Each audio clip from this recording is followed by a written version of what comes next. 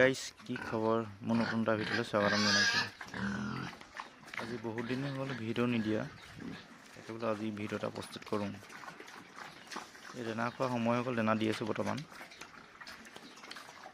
ধুনীয়াকৈ দানা খাই আছে। এতিয়া চফা তফা কৰা নাই, মই দানা দিয়াৰ পিছতহে মই চফা কৰোঁ। পানী মাৰি মানে চফা কৰি দিওঁ আৰু এতিয়া বৰ্তমান দানা চানা খাই কৰি সিহঁতি, তাৰপিছতহে মই ধুনীয়াকৈ মটৰ লগাই চফা কৰোঁ ফাৰ্মখন।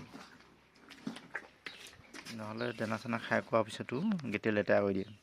সেইকাৰণে দানা চানা খাই হোৱাৰ পিছত ধুনীয়াকৈ চফা তফা কৰি আৰু ক্লিয়াৰ কৰি দিওঁ।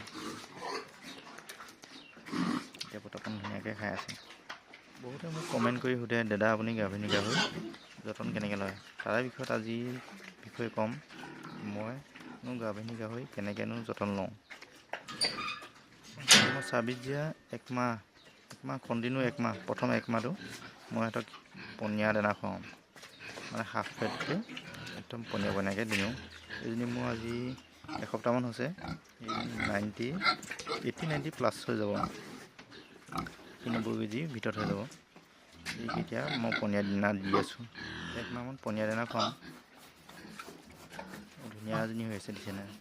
অলপ চৰ্বিটো আছে, চৰ্বিটো মই ক্ষীণুৱাই দিম। এতিয়া একমাহ দিন পনীয়া দানা খুৱাই চৰ্বিটো নাইকিয়া কৰি দিম। তাৰপিছত 45 দিনৰ পিছত, প্ৰথম 45 দিনৰ পিছত মই এই কেলচিয়ামটো খাম। 45 দিন যোৱাৰ পিছত কেলচিয়ামটো ইউজ কৰিম। কেলচিয়াম এস্কল গ'ল্ডটো ইউজ কৰোঁ। মই একো খুৱাম বাৰু গাহৰি, অকল কেলচিয়ামটোৱে ইউজ কৰোঁ। বেলেগ গাহৰিক আজিলৈকে দিয়ে পোৱা নাই। সেইকেইটাই কাম কৰোঁ আৰু বেলেগকৈ মই যতন বুলি ক'লে নলওঁ। এইকেইটা যতন লৈয়ে মই ধুনীয়া পোৱালি পাই থাকোঁ। 10টা 12টা 13টা 14টা 15টা 16টালৈকে পাইছোঁ পোৱালি। আৰু ইয়াতকৈ মই বেলেগ যতন নলওঁ, এইকেইটাই কাম কৰোঁ আৰু বেলেগ কাম এনেকৈ কৰিয়ে পোৱা নাই।